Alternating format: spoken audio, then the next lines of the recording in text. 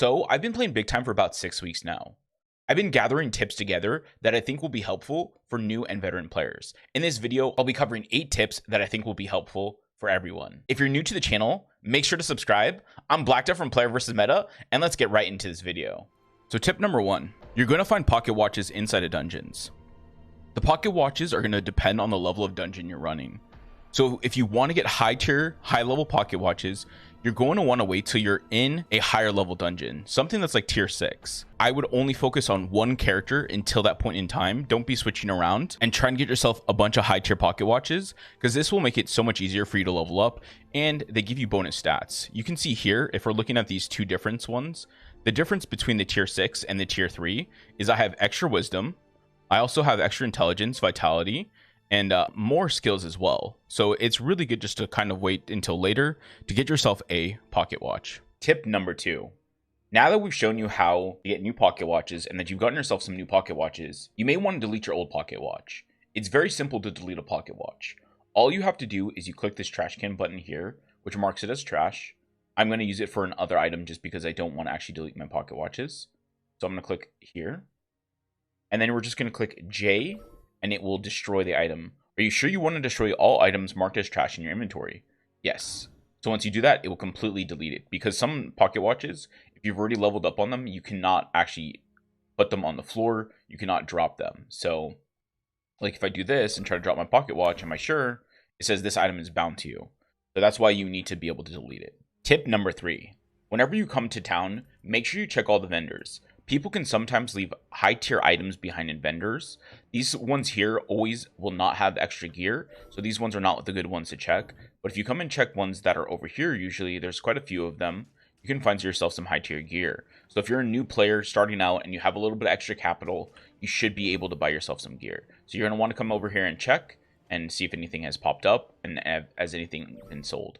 So you can see at this vendor here, there is someone that has sold some gear, and it's some tier 4 and tier 3. So it might be better than what you already have. And some people will even sell some tier 5 stuff. So it's always worth checking the vendors, because you may find something that you would not be able to get otherwise. Like here, this guy has sold tier 6 gear. Even for myself, I may actually want to grab some of this stuff. And there's a tier 6 hammer. I don't really want that. This belt though is, I don't even have a belt, but it looks really good.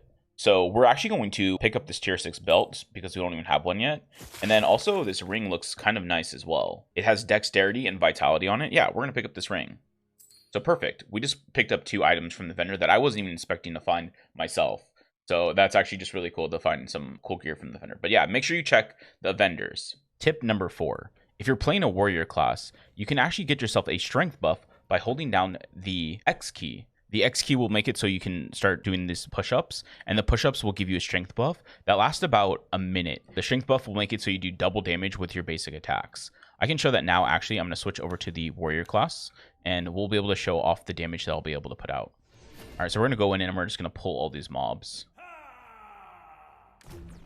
Okay, now we're just going to spin to win.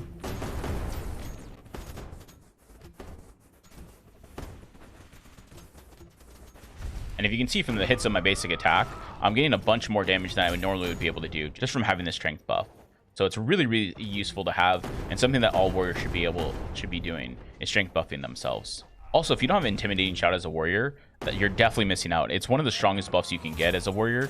It makes it so most attacks won't do any damage to you. These swings from these big mobs will still hit you though, but most other mobs will not be able to hit you. Tip number 5. If you want to start an instance and you want to make sure that you have all members in the circle, the reason why you want all members in the circle is because it determines how high the level of the dungeon is going to be. So if you only have one person inside the circle, it's going to start the dungeon with only counting as one person being part of the dungeon. But if you start it with all 5, it will count it as a 5-man group.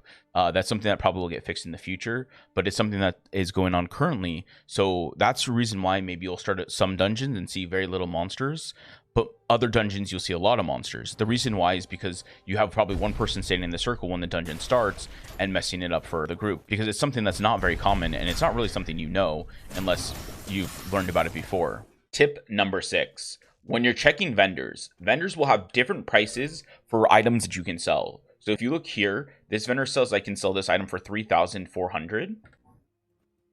This vendor says I can sell this item for 3,992.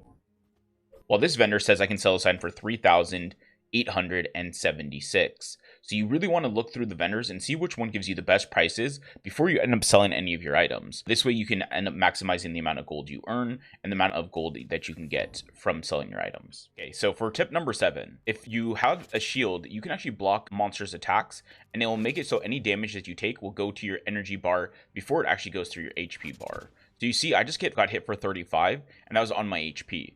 But if we hold T, which is the shield skill, and we get hit, it's going to go to our energy bar before it'll go to our HP bar, which I can show when it does actually finally hit me.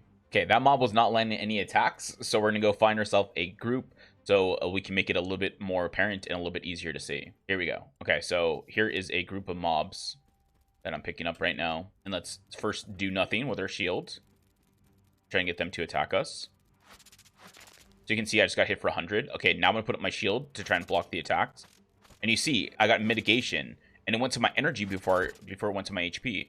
Again, and my energy bar is regenerating every time I get hit as well. So you can see how you can just stand here and you can block attacks and take no damage at all, because all of the damage is going right to your shield. So if you're like a warrior and you're wanting to tank a dungeon, or if you're a healer and you're wanting to tank a dungeon because you have abilities to pull aggro, this is a way you can round up mobs for your whole team to come in and end up AoEing mobs down, because you can just sit here with the tank button, and as long as your mana does not run out, you'll be perfectly fine. And now I can just go like this, and then quickly clear everything as well. So tip number 8, and one of the most important tips, I think. You can actually wear any gear as any class. And the way this works is if you come to this here, you can reset your stats for 1,000 gold. I'm now just reset my stats, and I have 32 skill points available to use. You can see how none of this gear, I actually have any of the qualities to wear or I'm able to even put on. That's fine, because I'm able to still get these stat buffs from them. I'm still getting the same everything from them. It's just saying that I can't wear it. So if I have some gear that I want to put on, let's see, like this ring here. For this ring, I need 31 strength. Well, I can come over here and I can equip this 20 plus strength item up real fast. We'll take off our old necklace, put this one on for right now. And then we need, what, 1 more strength. So we're going to come to the skill tree. We're going to get ourselves 1 more strength. So there we go. That's perfect. And now we can equip this item. So let's change out our ring. We have this tier 5 ring of wisdom. We don't really want it, so let's change it to this one. And now we can then swap gear again. I have this really good belt that has strength, wisdom, and vitality. If I put this on, you can then see that there's more items that are available for me to put on. I have this tier 5 weapon. I can swap that around. And the same thing with any other gear. You can swap anything you want onto any character as long as you have enough stat points available to be able to put the gear on. And then once you do that, you can reset your stat points like so. Put it back to 32 stat points, and you can see the gear is still on you. Everything that you had before is still on. So you can really swap your gear out, and you can put on anything you want as long as you have the stat points available to swap in the gear. So you're seeing I don't have the requirements here. I don't have the strength requirement, but it's still, I can still use it. I can still attack with it.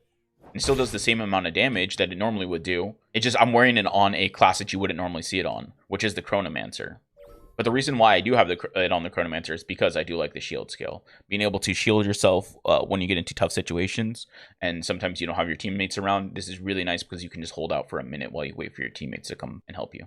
I hope you found this video helpful. I tried something new here. I'm going for a different style than I normally would, with making it so like it's the tip video. If you did like this and you want more videos like this in the future, please leave a comment down below so I know and I can make more videos like this. Thank you very much, and I'll see you guys in the next one.